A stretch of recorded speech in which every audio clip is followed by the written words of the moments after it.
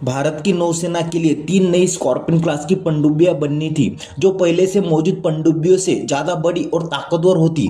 इस प्रोजेक्ट पर बातचीत और कीमत तय करने का काम पिछले साल ही पूरा हो गया था, लेकिन सरकार की तरफ से अब तक कोई फाइनल अप्रूवल नहीं मिला है। नौसेना चाहती थी कि 31 मार्च 2025 से पहले इसका कॉन्ट्रैक्ट साइन हो जाए, लेकिन अब जुलाई आ चुका है और अभी तक मंजूरी नहीं मिली।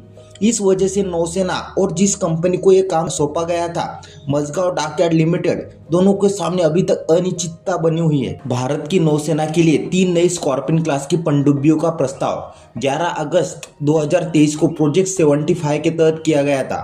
यह एक रिपोर्ट ऑर्डर था जिसमें हर पनडुब्बी की डिलीवरी 6 साल यानी 72 महीनों के अंदर करनी थी।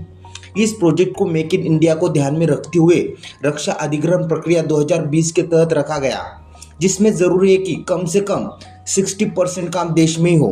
शुरुआत में मझगांव डॉकयार्ड लिमिटेड ने इसकी कीमत 50,000 करोड़ बताई थी, लेकिन नौसेना ने इसे ज़्यादा माना और फिर बातचीत के बाद यह लागत 36,000 करोड़ तय हुई। समस्या यह है कि इस प्रोजेक्ट को अभी तक सरकार ने मंजूरी नहीं दी और ये देरी बेहद चिंता की बात है, क्योंकि पाकिस्तान और चीन जैसे देशों की पनडुब्बी ताकत तेजी से बढ़ रही है। नई स्कॉर्पियन पनडुब्बियों को एक अस्थायी समाधान के रूप में देखा जा रहा है, ताकि प्रोजेक्ट 75I में हो रही देरी की वजह से भारत की पनडुब्बी ताकत में जो खालीपन आ गया है उसे कुछ हद तक भरा जा सके। इसका मतलब साफ है, अगर जल्दी फैसला नहीं लिया गया तो भारत की अंडर वाटर ताकत कमजोर हो सकती है। भारत की मझगांव डॉकयार्ड लिमिटेड ने पहले ही 6 स्कॉर्पियन पनडुब्बियों का निर्माण कर लिया है, लेकिन अब कोई नया प्रोजेक्ट न होने की वजह से वहां के कुशल कर्मचारी खाली बैठे हैं। इससे न सिर्फ टैलेंट खराब हो रहा है, बल्कि पूरा प्रोडक्शन सिस्टम भी धीमा पड़ रहा है।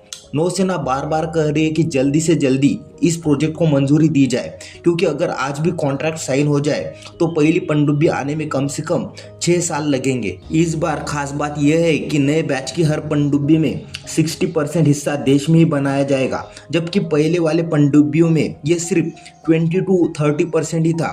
इससे भारत में बनी पुर्जों का इस्तेमाल काफ़ी बढ़ेगा। इसके अलावा ये उम्मीद की जा रही है कि इस प्रोजेक्ट से फ्रांस की कंपनी नेवल ग्रुप भी भारत में अपनी फैक्ट्री और सप्लाई चेन को मजबूत करेगी, जिससे भविष्य में पनडुब्बियों की मरम्मत और देखभाल आसान और तेज हो सकेगा।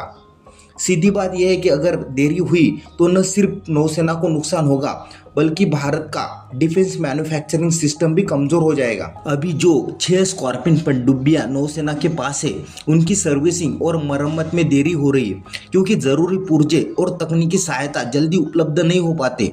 इसकी एक बड़ी वजह है कि पहले वाली पनडुब्बियों में बहुत कम चीज़ें भारत में बनी थी, सिर्फ 20% के आसपास।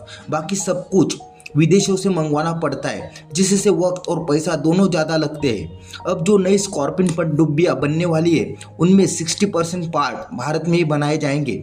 इसका मतलब ये होगा कि ज़्यादा पुर्जे देश में ही मिल पाएंगे, सप्लाई चेन मजबूत होगी, मरम्मत का समय घटेगा और नौसेना की ताकत लगातार बनी रहेगी।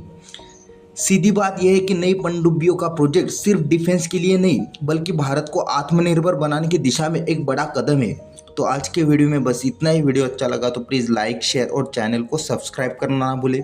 मिलते हैं इसी तरह के अगले एक और नए इन्फॉर्मेटिव वीडियो के साथ। Thank you for watching.